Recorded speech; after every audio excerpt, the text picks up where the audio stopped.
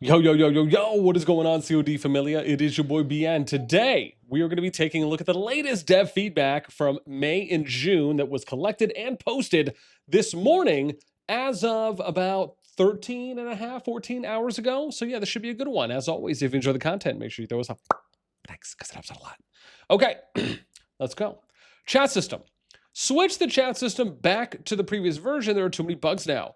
Thank you for your feedback. We will optimize the chat system based on player suggestions. Bugs reported by players have either been fixed or are currently being addressed. Now, they did just post an announcement, I believe it was in-game system mail today, talking about making some optimizations to the new chat system. Hopefully that will be some. That would have been nice if they added that in there too as well. Feels like this answer could have been a little bit more, even if they just gave one example of something that people were bringing up as feedback and that was addressed, because sometimes a little more transparency, a little more context can help out. Let's go to number 2, honor points.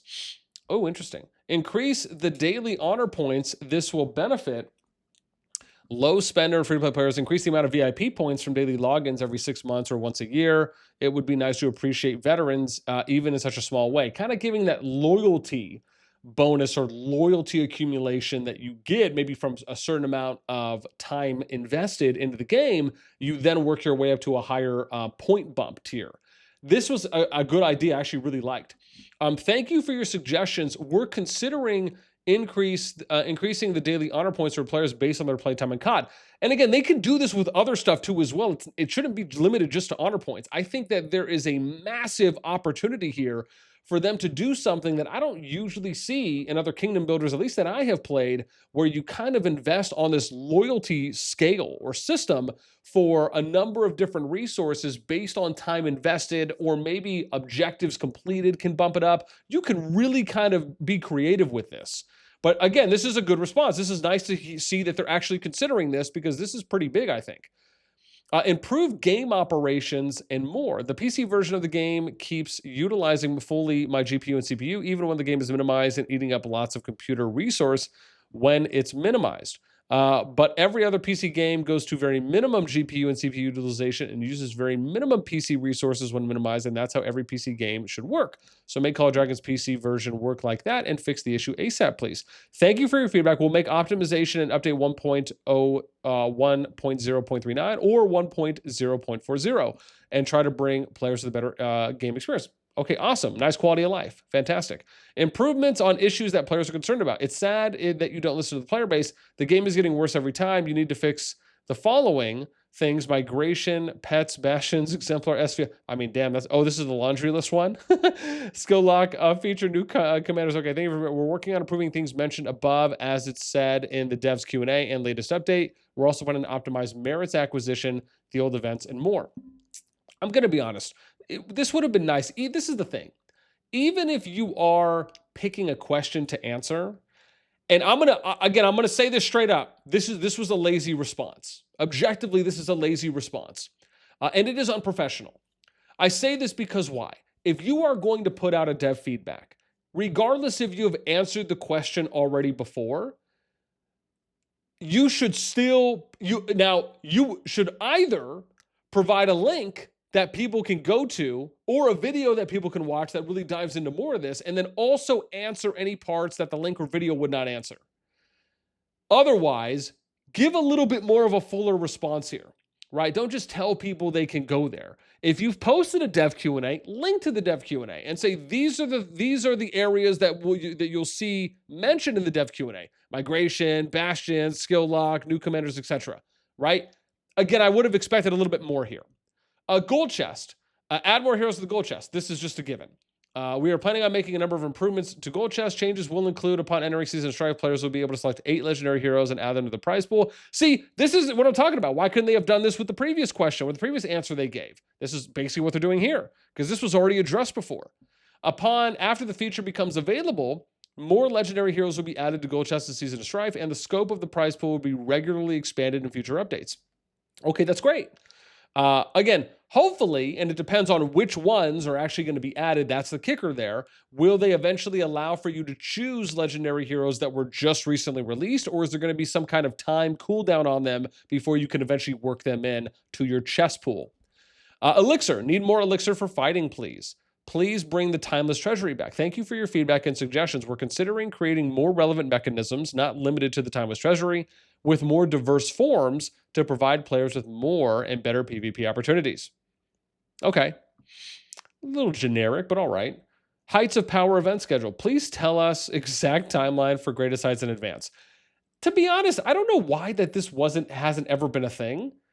It just always felt like this was a kind of a missed opportunity here on providing, like, I guess I never understood on, like, were they not saying it because it would, I don't know, cause some kind of unfair imbalance or something? I don't know. Like, to me, I just feel like, why not? Especially because this is a big event that we know from almost every time it's ran, people invest in this.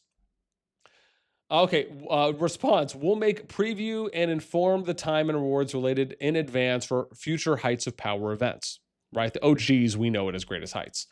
So this is nice to hear, though, right? Again, something that the community was looking for, addressing that, going to be a nice quality of life improvement.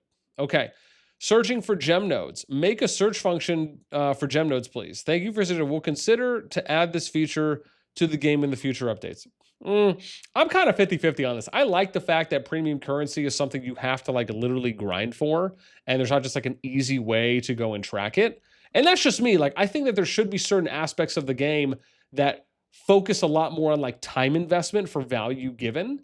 Now, maybe the amount of gems in RSS or in gem tiles maybe should be more, so it's a little bit more valuable. I don't know. Like, that's kind of my thing. It always feels like there's maybe just not enough in them. But I also don't gather gems on a regular basis. So if for those of you that do, you know, or maybe even if you don't, would you gather more gems if there was more in a tile? And I'm not saying any kind of crazy amount, but maybe double or triple what is currently, depending on the level. Or if you have your own idea, right? Let me know in the comments. Then the last one, we have ease the burden on R4, R5. The workload of the administrators is too heavy. Why can't you just make it simpler?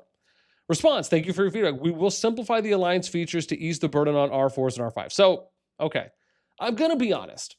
This is probably the absolute worst, if not one of the worst and most disappointing dev feedbacks that I have read in probably the history of COD that I have been reading dev feedbacks because I read them all.